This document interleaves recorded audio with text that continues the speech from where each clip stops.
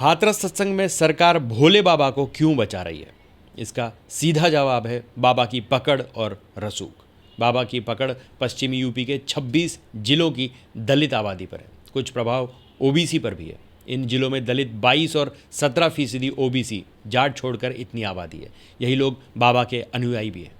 पूरे पश्चिम उत्तर प्रदेश में 50 लाख से ज़्यादा दलित सीधे बाबा के आश्रम से जुड़े हुए हैं। अनुयायियों में महिलाओं की संख्या सबसे ज़्यादा है। इस क्षेत्र में 27 लोकसभा और 135 विधानसभा सीटें आती हैं। यही वजह है कि हादसे के बाद हर पॉलिटिकल पार्टी भोले बाबा का नाम लेने से बच रही है। पुलिस ने जो एफआईआर दर्ज की है उसमें लिखा है, मुख्य सेवादार देव प्रकाश मधुकर निवासी सिकंदर राव ने पहले के कार्यक्रमों में आई भीड़ की संख्या छिपाते हुए 80,000 लोगों के जुटने की अनुमति मांगी थी। कार्यक्रम में कई प्रदेशों से अनुयायी आए थे। आयोजकों ने अनुयायियों की शर्तों का उल्लंघन किया। 2.5 लाख लोगों के आने से जीडी रोड इंतजाम जाम हो गया। उसी समय सूरजपाल और भोले बाबा प्रवचन खत्म करके बाहर निकले। लोग चरण धूल लेने के लिए गाड़ी के पीछे भागने लगे। पहले से चरण रच के लिए बैठे और झुके लोगों को भीड़ कुचलती चली गई। घायलों को अस्पताल भेजने में सेवादारों ने कोई सहयोग नहीं किया, यानी एफआईआर में बाबा का नाम शामिल नहीं है। पहले ही उन्हें क्लीन चिट दी जा चुकी है। जबकि सभी मान रहे हैं कि बाबा के चरणों की धूल लेने की वजह से भगदड़ मची और 123 लोगों की मौत हो गई। हादसे में 40 से ज़्यादा घंटे बीत चुके हैं, लेकिन बाबा से पूछताछ नहीं की गई है। यह तक क्लियर नहीं हो रहा है कि बाबा है कहाँ पर। पश्चिम यूपी के 26 जिलों में बाबा का तगड़ा नेटवर्क है। इसके अलावा सेंट्रल यूपी के कुछ जिलों में उसके आश्रम भी हैं।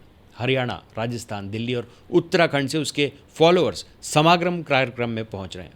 ज़्यादातर संख्या दलितों की होती है। कुछ ओबीसी वर्ग के लोग भी शामिल होते हैं। बड़ी संख्याओं में महिलाएं होती हैं।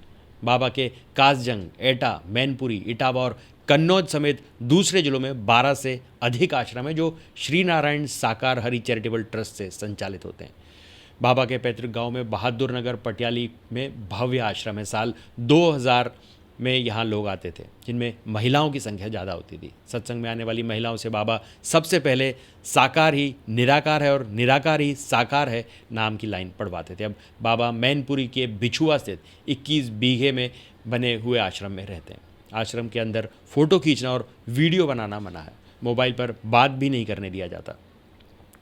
एटा के वरिष्ठ पत्रकार राजेश मिश्रा कहते हैं, बाबा का प्रभाव केवल पश्चिम में ही नहीं, पूरे उत्तर प्रदेश और आसपास के राज्यों में है। पश्चिम उत्तर प्रदेश के 26 जिलों की 27 लोकसभा सीटें और 137 विधानसभा सीटों पर दलितों का प्रभाव है। यहाँ कुल वोटर्स में दलितों की संख्या 22% और 17% ओबीसी है। जिस हाथरस में हादसा हुआ वहाँ 3 लाख वोटर्स दलित वर्ग से हैं। पड़ोसी जिले अलीगढ़ में यह संख्या 3 लाख से ज़्यादा है। कासगंज के वरिष्ठ पत्रकार प्रशांत शर्मा बताते हैं कि सीधे तौर पर बाबा किसी राजनीतिक दल से नहीं जुड़े, लेकिन इन्हें कार्यक्रम में इतना पैसा कहाँ से आता है? कहीं ना कहीं राजनीतिक दल और बिजनेसमैन का जुड़ाव है, तभी आता है। तभी अब तक प्रशासन एफआईआर तक दर्ज नहीं कर पा रहा है। राजनीतिक दलों के लोग बाबा के साथ बहुत कम मंच साझा करते हैं, लेकिन बाबा के नाम से कार्यक्रम करवाकर उन्हें अनुयायियों का वोट बैंक लेते रहते हैं। हाल ही के निकाय और विधानसभा चुनाव की बात करें तो कस्बों और गांव में बाबा के श्रद्धालुओं को एकत्रित किया गया। बाबा के अनुयायी पटियाली के बहादुरगढ़ के तीर्थस्थल के रूप में देखते हैं, इसलिए मंगलवार को आसपास की ट्रेनों में भीड़ भाड़ और सड़कों पर भी ट्रैफिक बढ़ जाता है। बाबा की दलित वोटर्स पर पकड़ की वजह से सभी पार्टियों के नेता नतमस्तक हैं। समागम कार्यक्रमों में शामिल होकर बाबा का गुणगान करते रहते हैं। शुरुआत में बाबा की नज़दीकी बसपा नेताओं से रही। 2007 में बसपा सरकार में बाबा तेजी से पश्चिम उत्तर प्रदेश में उभरे।